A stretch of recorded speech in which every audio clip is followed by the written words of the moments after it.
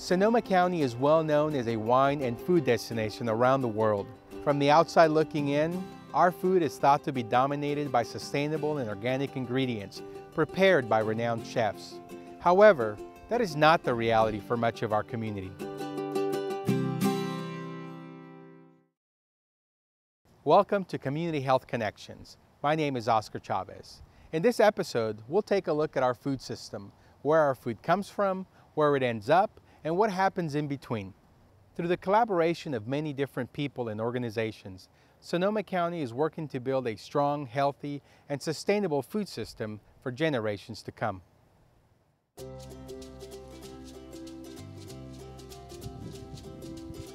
For so long, we've assumed a good food system is that which comes to us fast, cheap, and tastes good.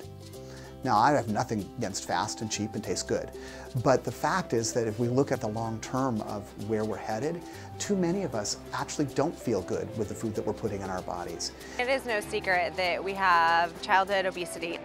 We have food insecurities throughout so many communities in America today, and I think that makes it all the more important to find out what's going on agriculturally in your community.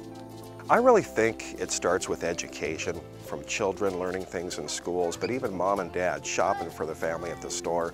Read labels, visit your favorite product's website, learn everything you can about how they're doing things, and then you can make a more informed choice for yourself that's going to be better off for the land and the animals too.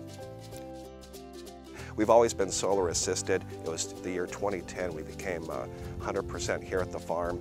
Also at the creamery in the parking lot, the solar system there powers 2 electric car charging stations. So folks pull up and plug in their car and fill her up with the sun. When you've got Mother Nature on your board of directors, showing up to meetings oftentimes a little bit disgruntled, it throws a whole nother variable into the mix, and really a food system is about how are we relating to the earth and to the natural system as well. The innovation that's going to be necessary to build the food system of the future lies in our minds and hearts today and needs to be unlocked. What we know is 40% of food in the United States is lost. That happens on the farm, that happens when the food is packaged, that happens when we see folks maybe over-purchasing at the grocery store and ends up a lot going into the trash. We're able, by allowing farmers to post compelling deals and tell their story on Crop Mobster, to help farmers recoup some of their costs, whereas previously a lot of the excess food that goes to waste we lose all of our money on. We have a problem in that many of the gardens aren't allowed to take their food into the school and eat it. It's silly to get a government subsidy on a school lunch when you have a beautiful garden with fresh lettuces and broccoli, etc. What we're hoping to do is not only grow the food, teach the children how to do it and why it's important, but to get them to eat it, share it with their home, and we want it in the schools too. It's absolutely possible for every single member of our families and every single citizen in Sonoma County to have good food on their plate every single day.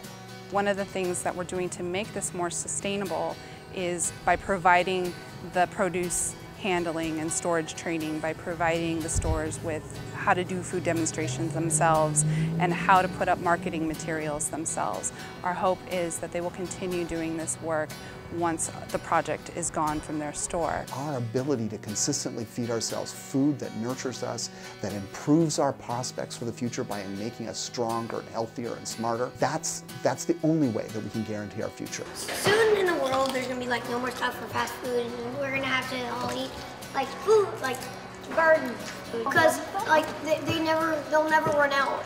It'll never happen. Like slow food will never run out. As a mom of 2 young children, I found it very important to look at the food that I'm putting into my children's body because I want to give them every advantage that they possibly can. And it's not just the ingredients, but it's where that product comes from. So I don't buy tomatoes in December because I know that we can't grow them here. And that's not a bad thing. It's just learning to eat, the way they did a couple hundred years ago, which is seasonally and locally. A food system, it's the easiest thing in the world to take for granted. We go to the store, the food is there. We go to the restaurant, the food is there. But those decisions are some of the most powerful ones that we make for ourselves and for our families.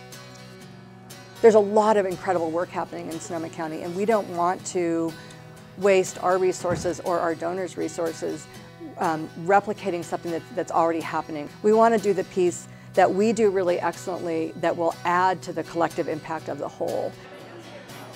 If we can create these local, casual, friend-based bonds, I think that's going to be, that's sustainable.